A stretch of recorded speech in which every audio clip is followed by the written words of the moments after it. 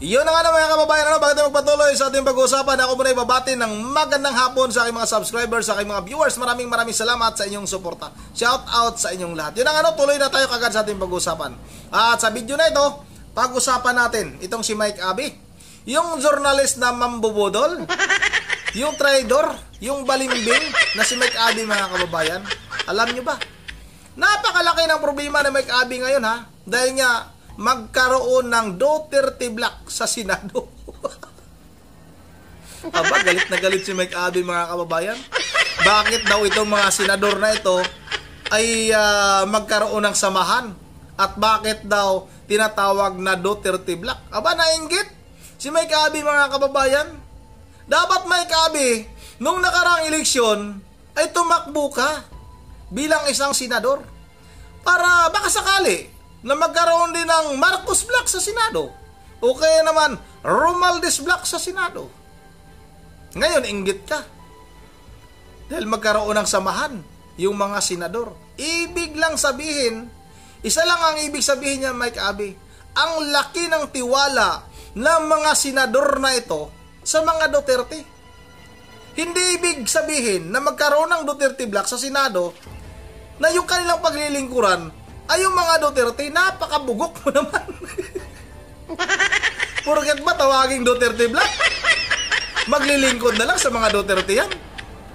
Isa lang yung ibig sabihin yan mga kababayan.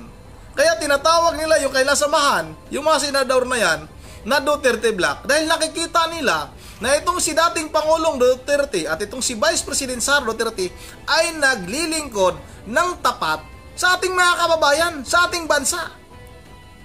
Kaya ginawa nila yan dahil gusto rin nilang paglingkuran ng buong tapat yung ating mga kababayan, tayo mga kababayan. O ito si Mike Abby, napakabugok nito. O ito na, wag na natin itong patagalin. Sabay-sabay na natin itong panoorin. Mga identify na Duterte Senador or mas kumapayag silang tawaging Duterte Black. Yung ba'y karangalan? Siyempre. Yung ba'y para sa bayan? Tama. Totoo. Kaya tanggap ba nila na ganun talaga sila? O pinagmamalaki pa? Siyempre. Yung kasi ganito yan eh. Ano yan? Ang Senado ay national. Okay? Magkaiba po kasi ang Senado kaysa Kongreso. Sa Kongreso, kahit may mga black, okay lang kasi party list congressman o district congressman. Identify lang. Aba, pagkalaban, pwede. Okay lang kay Mike Abby. Pero pag sa mga Duterte, hindi po pwede. Hindi po pwedeng gumawa ng samahan ng mga Duterte. Pero pag yung kalaban, okay lang kay Mike Abby mga kababayan. Kaya na yung bahalang umusga kung anong klaseng tao itong journalist na ito. Sobrang bugok talaga ng journalist na ito. Sige, patuloy natin ito. Isang sektor o lugar. Hindi katulad ng senador. Pag sabing senador, senador ka ng buong Pilipinas at ng lahat ng Pilipino. Anumang relihiyon, anumang kasarian, anumang political na isapin, ikaw ay senador-elect ng bansa. Kaya nagtataka ako bakit Aba, nagtaka pa? parang proud sila na maging Duterte Senador or Duterte Black or Maka Duterte. Kung alam lang ninyo ang ibig sabihin ng mga pangalang yan at kung alam din lang ninyo ang inyong trabaho bilang Senador ng Republika, hindi yan dapat ipinagmamalaki. Hindi yan dapat pinapayagang sila'y tawaging Duterte Senador or Duterte Black. Kasi nga, ang mandato nyo nationwide. Elected kayo ng mamamayang Pilipino, Luzon, Visayas, Mindanao. Kaya dapat Senador ng Republika ng Pilipinas. Hindi Senador ng isang pamilya o ng isang grupo lang. Nakuha nyo? Hindi. Maging matalinaw para naintindihan ang pinag-usapan. Hindi kami katulad mong bugok. Diba? Kaya, mula nang pinaputok nila yung Duterte Black, Duterte Senador, nakakapanliit, nakakadismaya. Ngayon pa lang na mag-uumpisa pa lang, by July ang 20 Congress, bakit gano'n ang inyong identity? Di ba dapat maging senador ng Republika? Senador ng lahat ng mamamayan? Di ba mas... Ito Mike Abby hindi porket tinawag yung samahan ng mga senador na yan na Duterte Black ay paglilingkuran nga nila yung mga Duterte. Yung mga senador na yan ay mirong paghanga, mirong paggalang sa mga Duterte. Kasi nga nakikita nila ng mga senador na itong mga Duterte na ito ay talagang gustong manunungkulan ng tapat sa taong bayan, sa ating bansa. O para bang mayroon kang idol na parang sa basketball, idol mo si ganito, si Kobe Bryant.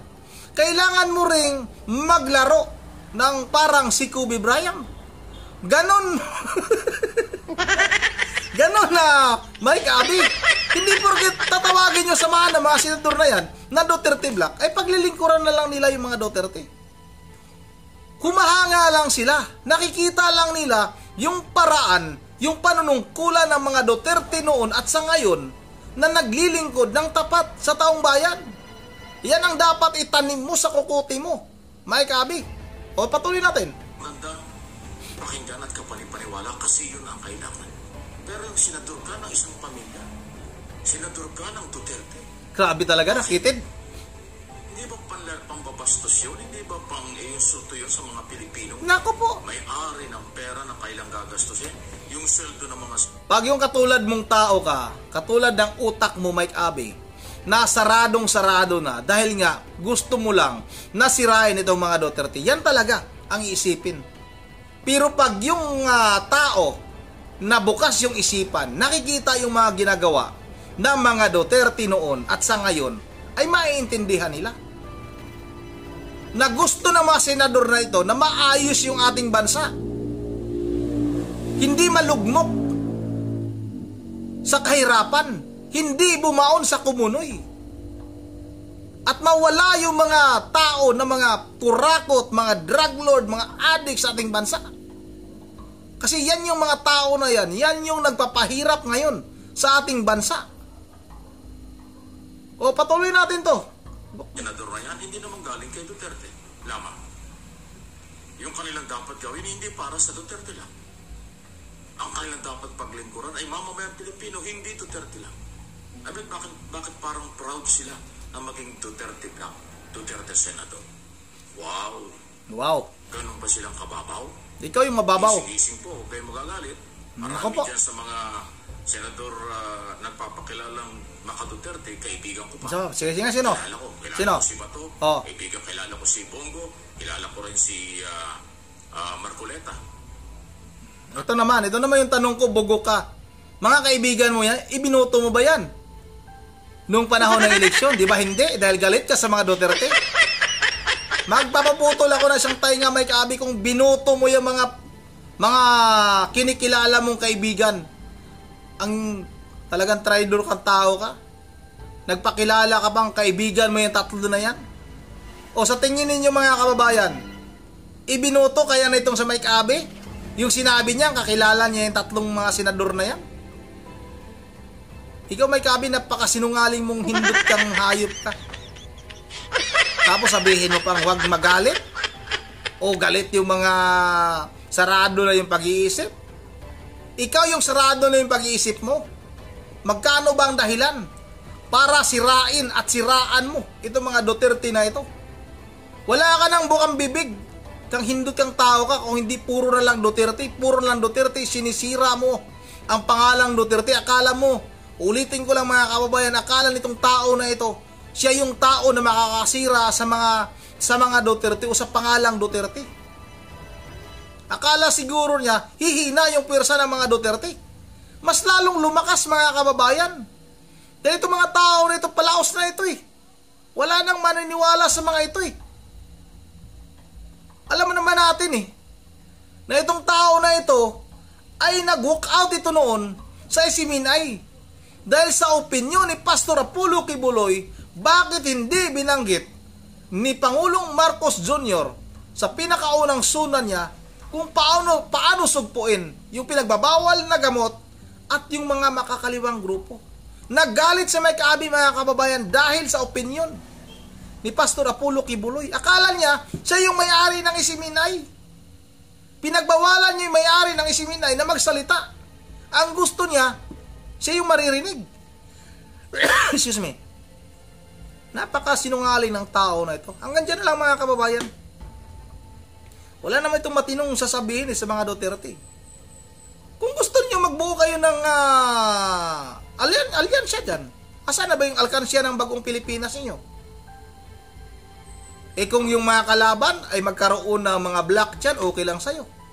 Pero pag yung mga Duterte, yung mga pumapanig, yung gustong gawin, yung ginawa ni dating Pangulong Duterte sa ating bansa, ay masama para sa'yo.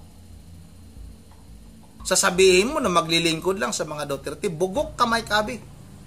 Isang samahan lang yan. Walang sinabi doon na gagawa kami ng samahan ng mga senador. Kasi doon na kami titira sa bahay ni Pangulong o dating Pangulong Duterte o kay Vice President Sara Duterte. Sila na yung paglilingkuran namin. May mga utak yung mga senador na yan. Kaya nga nananalo yung mga yan dahil mga matatalino, hindi katulad mo. Dapat ya tumakbo ka para masubukan mo naman na magkaroon ng kakampi. O diba mga kababayan? Inggit ka lang, hindot kang, supot ka rin, hayop kang, matanda ka. Yun ang dito lang muna at bago tayo magtatapos ay mag-shoutout lang muna ako, shoutout. Shoutout kay Arnold Pabibi, shoutout kay William Mapi. Shoutout kay Faustino Halyari. Shoutout kay Raleigh Aurida. Shoutout naman kay Hilmar Turtugo. May nagpa-shoutout sa akin dito. Excuse me. Sinisipon tayo sobrang lamig. At shoutout na rin kay Mario Victorio from Nueva Ecija. Shoutout na rin kay Noel de Guzman. Shoutout kay Johnny Benedicto. Maraming salamat sa iyo, Johnny Benedicto. Shoutout na rin kay Nels Kilat. Shoutout na rin kay Aldrin Pabrigas. Shoutout na rin kay Saldi Ramirez. Shoutout kay Marion Fernandez from Pangasinan. Shoutout kay Madods Mislang. Maraming salamat. Shoutout kay Ma'am Joyce ng Japan, kay Ma'am Edisa Borby, kay Ma'am Berje Beralidios ng Pulilan, Bulacan, at sa lahat-lahat, maraming salamat sa inyong patuloy na suporta. At hanggang dito na lang muna. At once again, this is Ronde TV mo. Ingat ang lahat. God save the Philippines.